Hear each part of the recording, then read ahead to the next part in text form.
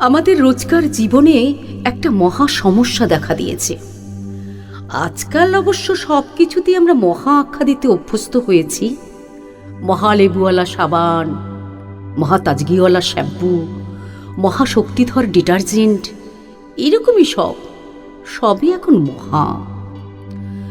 আমাদের রোজকার জীবনে যে সমস্যাটা মাথা চাড়া দিয়েছে সেটাও ওরকমই মহাই।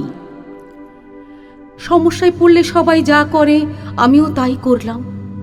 সমস্যাটা সকলকে জানানোর জন্য আমি ছটফট করতে লাগলাম। প্রথমে সেজদাকে ফোন করলাম। সল্টলেকে সেজদার মস্ত বাড়ি, রান্নাঘরে বাথরুমে সাদা মার্বেল, ছাতে মহার্ঘ বাগান। সেজদা বাড়ি ছিল না। বৌদি ফোন ধরল। হ্যালো, কে? ও ভোম্বল, কি খবর? তুমি তো আর আসোই না। শোনো বৌদি, একটা সমস্যা হয়েছে। জানি অলরেডি শুনেছি, কিন্তু ভোম্বল, আমরা তো এবার পঞ্চমী দিনই চলে যাচ্ছি। জানো তো, এবারে না উটি যাচ্ছি। ভাবলেই আমার গায়ে কাঁটা দিচ্ছে। কত সিনেমার শুটিং হয়েছে ওখানে। জানো তো, উটিতে না মিঠুনের একটা হোটেল আছে। ফোন ছেড়ে দিলাম। মেজদাকে ফোন করলাম। মেজদা অধ্যাপক মানুষ, ঘোরতর বিপ্লববাদীও বটে। গলার আওয়াজ অমিতাভ বচ্চনের মতো গম্ভীর। হ্যালো, কে? ভোম্বল, কে? তোর সেই সমস্যা? হ্যাঁ শুনেছি, বাট আই অ্যাম হেল্পলেস। পুজোর পরেই আমাদের একটা কনফারেন্স আছে বম্বেতে, তাই এবার আমরা পুজো ছুটিতে বম্বে যাচ্ছি। একেবারে কনফারেন্স সেরে ফিরব। এবারটা তুই একটু ম্যানেজ করে নে ভোম্বল। ফোন কেটে গেল। আমি আমার একমাত্র বোন তপতিকে ফোন করলাম। তপতিকে আমি টেপি বলে ডাকি। টেপি, তুই অন্তত আমার সমস্যাটা।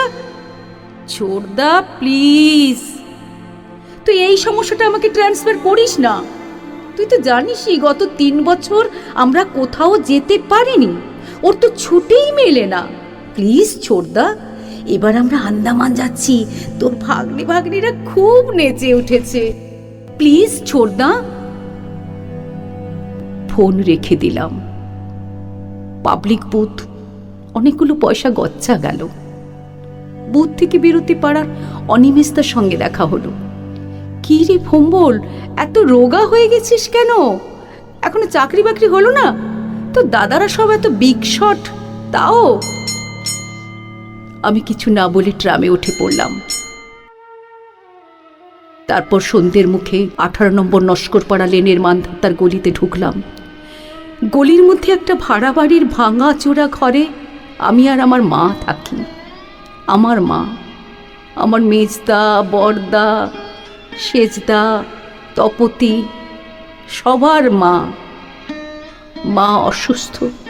মার অনেক বয়স হয়েছে, তারপর রোগে ভুকে খিটখিটে অধৈর্য। কিছু ব্যবস্থা হলো ভোম্বল?